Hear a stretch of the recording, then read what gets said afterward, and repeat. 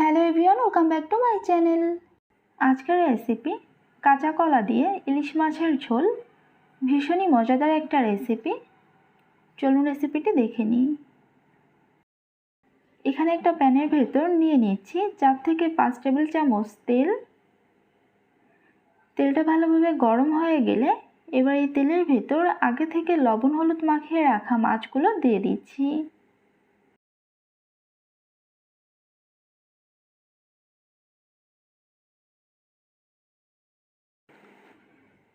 মাছগুলোর একটা পাশ ভাজা হয়ে গেলে এটা উল্টিয়ে দিচ্ছি।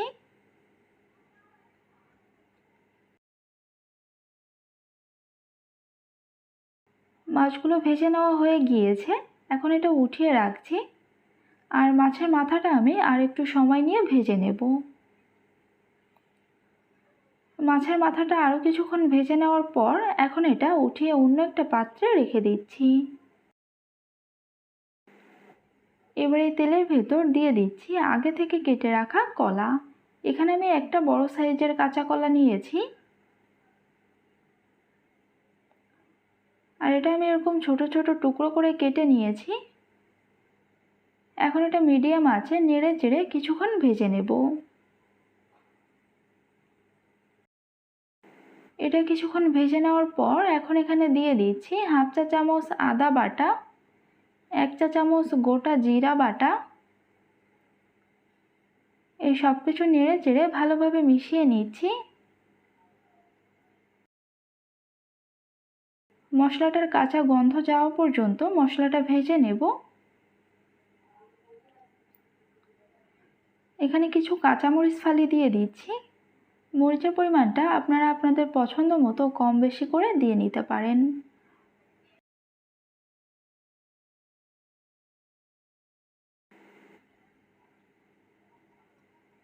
এটা কিছুক্ষণ ভেজে নেওয়ার পর এখন এখানে দিয়ে দিচ্ছি পরিমাণ মতো লবণ, হাফ চা চামচ হলুদের গুঁড়া। এই সব কিছু নেড়ে চেড়ে ভালোভাবে মিশিয়ে নিচ্ছি।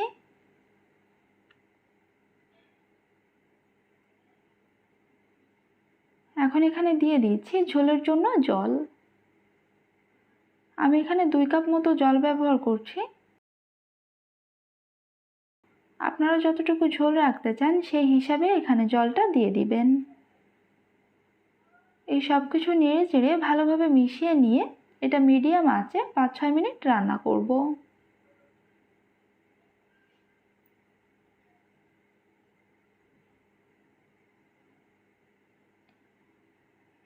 এটা 5-6 মিনিট মতো রান্না করে নেওয়ার পর এই পর্যায়ে সব কিছু একটু ভালোভাবে নেড়ে চেড়ে নিচ্ছি। আর কলাগুলোও প্রায় সিদ্ধ হয়ে এসেছে।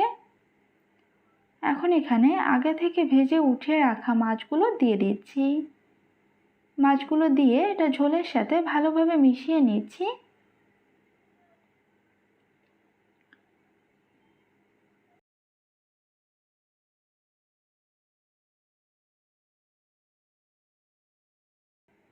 এটা আমি আরও 5 মিনিট মতো রান্না করে নেব।